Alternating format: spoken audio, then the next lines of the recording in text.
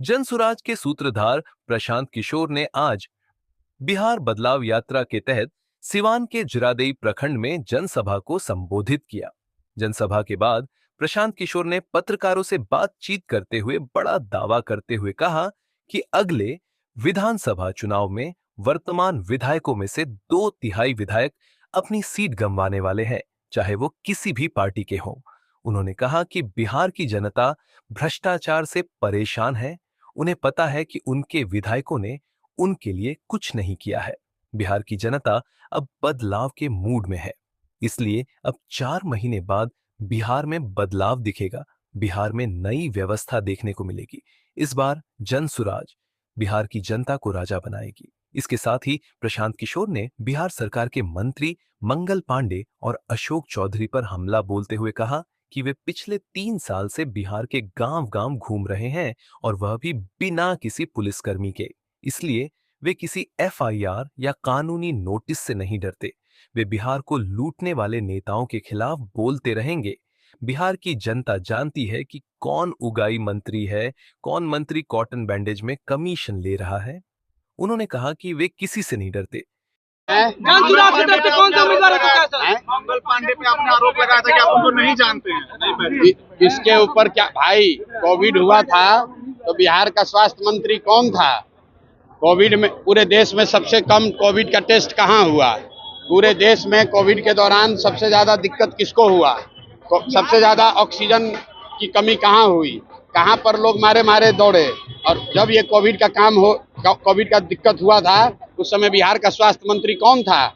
यही व्यक्ति थे जो कह रहे हैं कि अभी बिहार में मंगल राज चल रहा है। तो बिल्कुल ठीक बात है।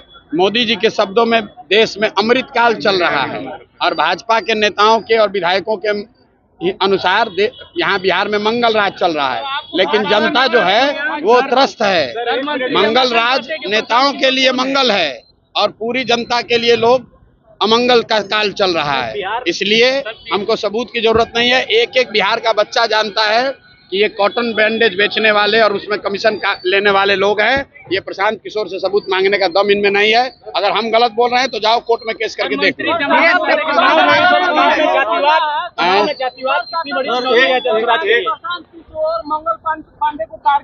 छोड़िए ना यार।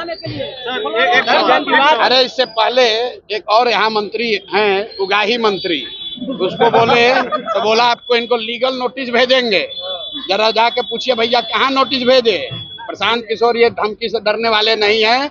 इसी बिहार में 3 वर्ष से पैदल चल रहे हैं। यहाँ पर जो मुखिया होता है, जीत जाता है तो 4 को सिपाही लेके चलता है।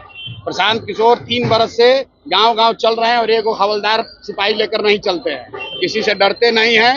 ये भ्रष्ट लोग हैं, ये चोर बदमाश लोग जो जनता को लूटा है, वो प्रशांत किशोर को डरवा नहीं सकता है।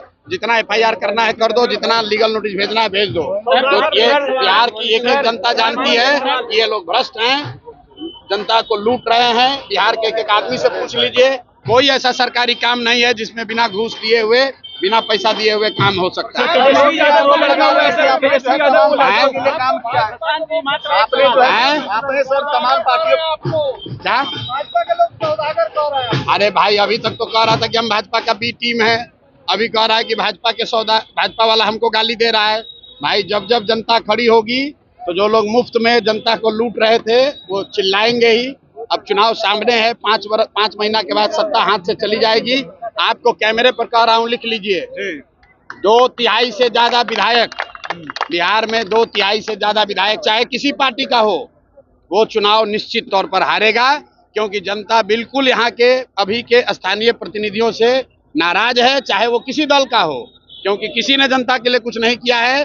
जो सिटिंग विधायक है वो अपना जान जाए, उसको हारना ही हारना है। कोई जीते, जनसुराज जीते या कोई जीते, लेकिन जो विधायक जीता हुआ है उसको तो हारना ही हारना है। सर, जनसुराज कितनी सीटें देख रही है तिराने वाला विधानसभा में? हम लोग इतनी सीट देख रहे हैं जो कि बिहार के व्यवस्था परिवर्तन के लिए काफी होगा। बिहार में परिवर्तन होकर रहेगा, बदलाव होकर रहेगा, कोई रोक नहीं सकता है। क्योंकि बिहार के लोग चाहते हैं कि यहाँ बच्चों के लिए शिक्षा हो, रोजगार हो, पलायन रुके, भ्रष्टाचार खत्म हो। बहुत हो गया जाति पाति, बहुत हो गया मंदिर मस्जिद। जो होना था हो गया। अभी बिहार का चुनाव है, हम लोग बिहार में चाहते हैं कि बच्चों के लिए शिक्षा रोजगार हो।